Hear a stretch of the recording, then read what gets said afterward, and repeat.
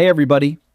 Today we're going to learn how to check your monitor's actual refresh rate in Windows 11 to make sure you're getting the smooth performance you paid for. First, right-click anywhere on your empty desktop and select Display Settings. Scroll down to the bottom of the page and click on Advanced Display. Under the Display Information section, look for Refresh Rate, Hertz. This is exactly what your monitor is pushing right now.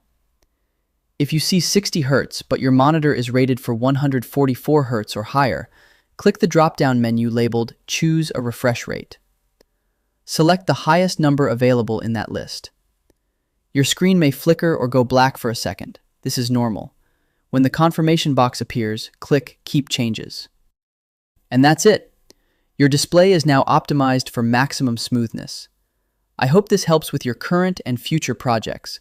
Thank you for watching.